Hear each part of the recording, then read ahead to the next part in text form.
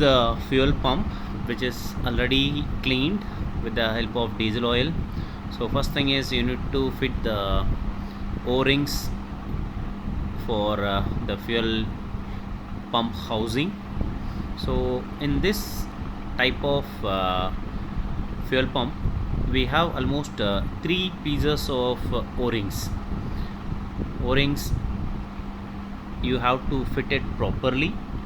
It should be placed inside the groove properly. Sometimes what happens is you feel like you had fitted the O-ring inside, but the O-ring is actually not inside the groove, it is already outside. So that is one mistake which is commonly done during the time of O-ring fit up. Now you can see it is almost looking like it's fitted up, but it is not fitted. So our third engineer is removing the O-ring again and fitting it back. So the main thing that you need to do, you need to check before installing the O-ring is that O-ring groove should be clean, and you have to just check it by hand, fill it by hand, so that you can fix the O-ring inside the groove properly. So this is what we are doing. Our third engineer is fixing the O-ring properly. So it is always better to fit the O-ring with the help of Vaseline, so that the Vaseline or grease, whatever, no problem, and clean the groove before fitting the O-ring. So always check the drawing before fitting any kind of machineries. This is the drawing for fuel injection pump, so just follow the drawing so that you don't miss any parts. Whatever part you are fixing, just tick tick tick, so that you know all these parts are in place properly. So always make a Xerox of the manual spare parts, so that you can cross check the spare part number, and you can also don't miss any of the spares which you need to renew it. So that is the idea of keeping the spare part manual copy in hand while doing the job. Even though you had done the job so many times, it is always better and advisable to keep the manual copy in hand when you are doing the job. That will give you additional advantage of making sure you are doing the job properly and you are not missing any parts which is supposed to be renewed. So the main thing is all these 3 O-rings are in different number. We are just applying the coat of grease, so that while installing barrel, the barrel will go inside smoothly. All these 3 O-rings are different O-rings, so you have to check the number and drawing accordingly you have to fit it. So what we need to do is, the next thing is we need to fit the barrel. Next thing is plunger and barrel. So again, as I said, once you have the manual in hand, just you can cross check and do the job properly. So this fuel pump, we are supposed to renew the plunger and barrel. Always keep it in mind, plunger and barrel should be renewed at the same time.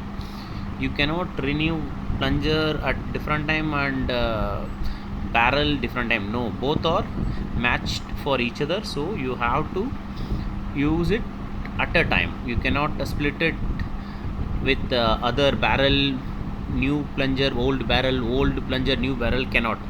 You are not supposed to do that.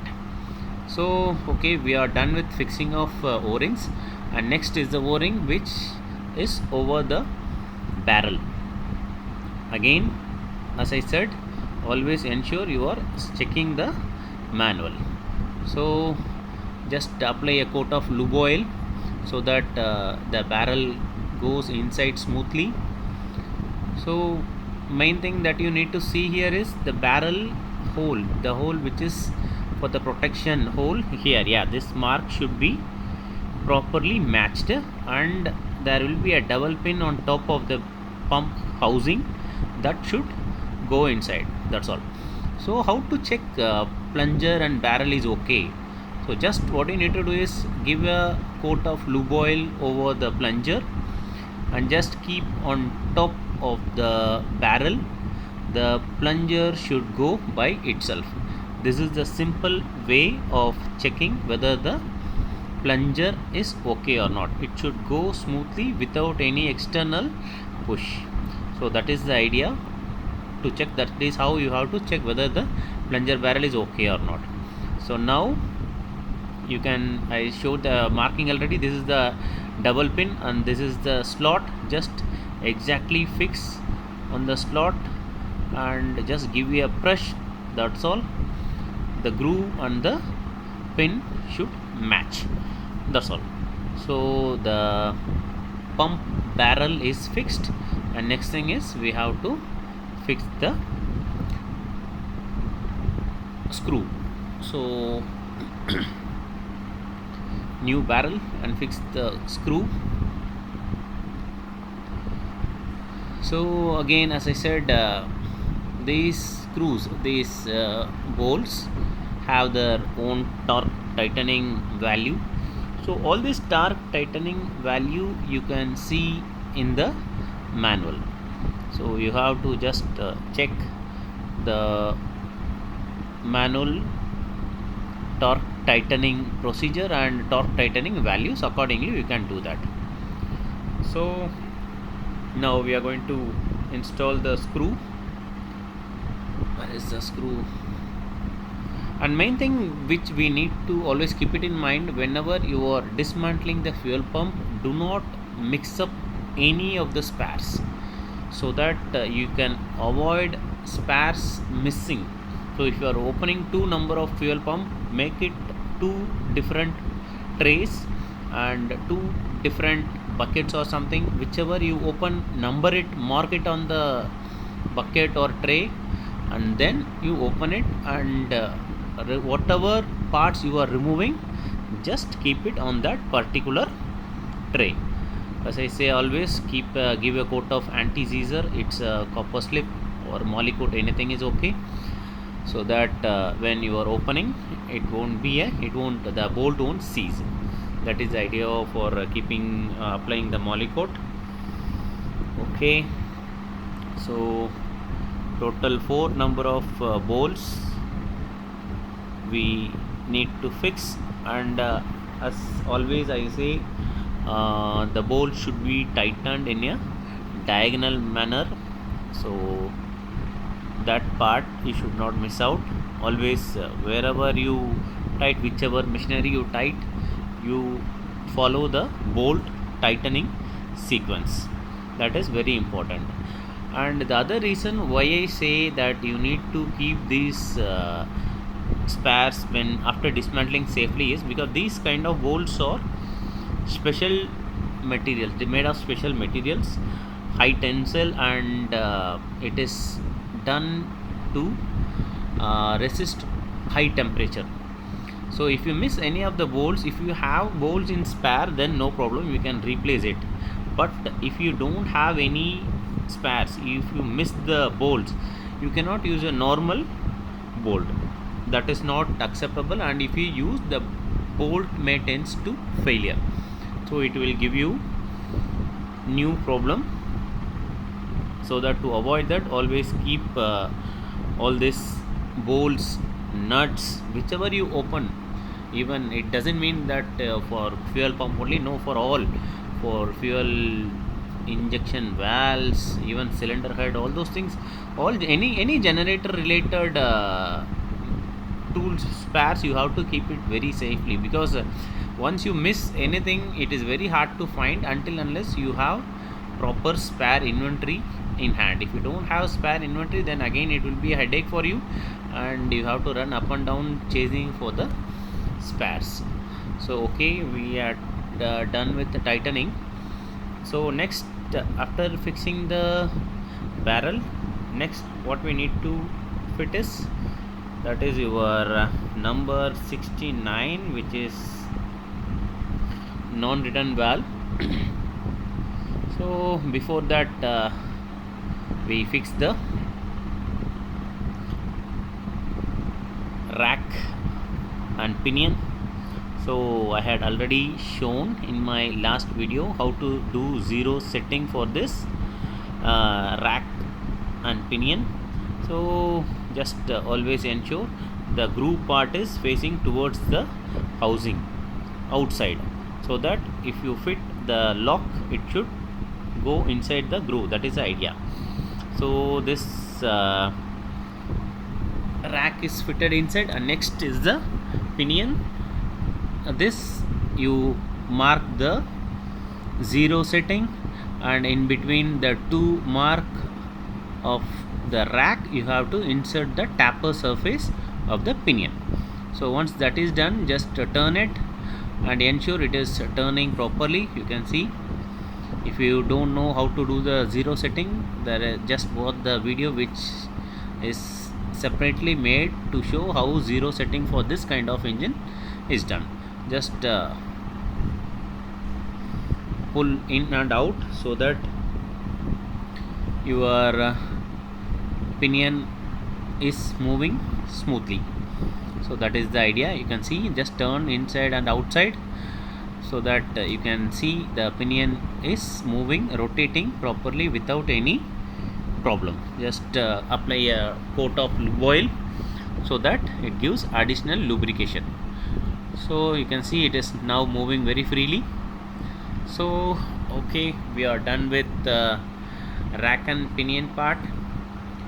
So next is we need to fit the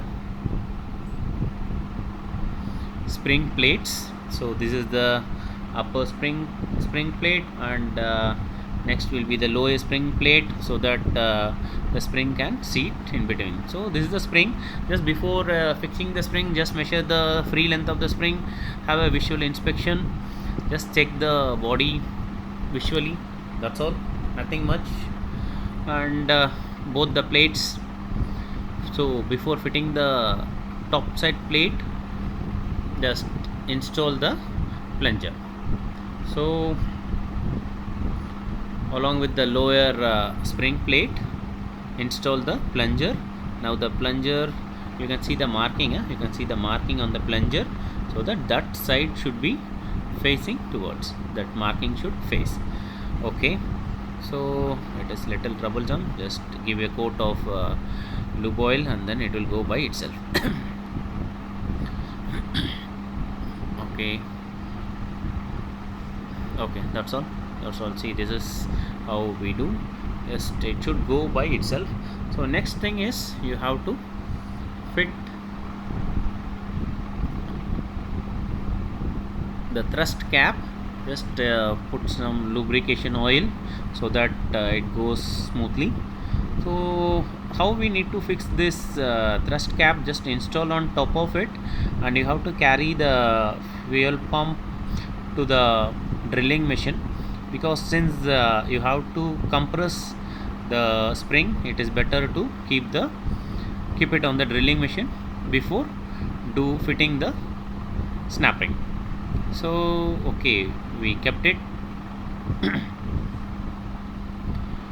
Just keep it on top of the drilling machine bed, and you have to use the drilling chuck, and you keep any material between the chuck and the cap, so that the chuck is not directly hitting the cap, so that you can avoid damaging the cap. So it is always advisable, when you are fitting this snap ring, engage two person, so that one person can push the cap, the other person can do the fixing up of snap ring. So just you give a push 2-3 times, so that you can ensure the spring is working properly. That means after pressurizing as it is coming back to normal. So again, fixing of snap ring is little bit dangerous operation. Always wear goggles, because sometimes what happens is this snap ring tends to fly. So if it flies, then it may cause injury. So now we are fitting the snap ring. Okay, just give a tap, it is not going inside. Okay, our third engineer is removing it again. Okay, it's now in place, but still not inside the groove. So main thing what you need to do is, once you fit the snap ring, you have to ensure the snap ring is entirely inside the groove. If it not inside the groove, then the snap ring may fly away. Now still now it is not inside the groove, so our third engineer is giving a tap. Okay, now it is inside the groove, fixed inside the groove. Just you give a rotation and check the snap ring is completely inside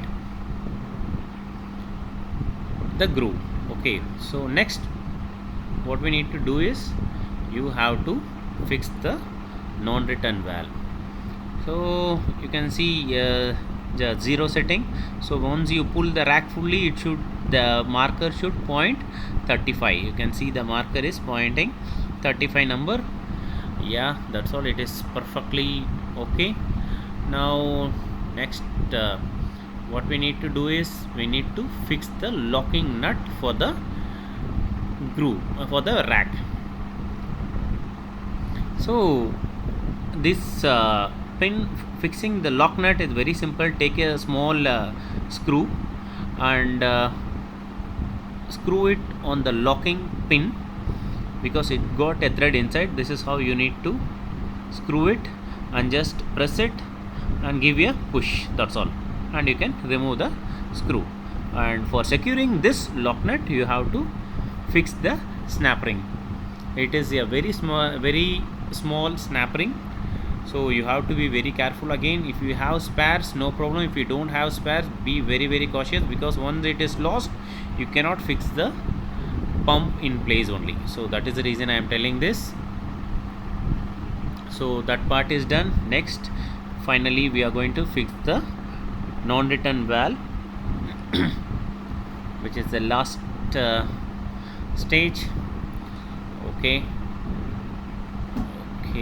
this is the non-return valve. Just give you a coat of lubrication oil, fix it over. Yeah, this is just check the tapper. It's a new one, so no need to check. Usually you have to check the tapper surface and just the hole. See, it should go by itself very smoothly. Next is the spring. You have to fix it properly, and then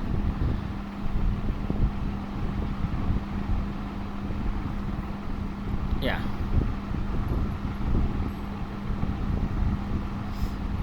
okay, once the pin is spring is in place, then what we need to fix is connecting piece between the barrel and the fuel line. So again, connecting piece is fixed, so fix the screw, that is bolt. All 4 bolts should be in place.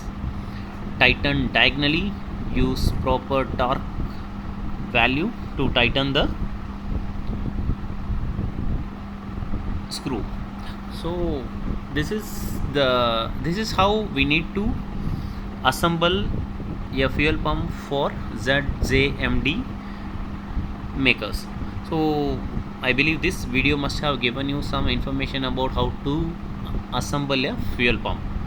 So whatever the thing, always make sure you are referring to the manual so that you don't miss anything. As I said, keep always a copy of manual in hand so that you don't miss any spares while you are doing the job. So if you have any doubt, please put in comment box. Definitely I will reply you. I believe this video must have given you some information about fuel pump assembling. Thanks for watching. Keep supporting. Thank you all.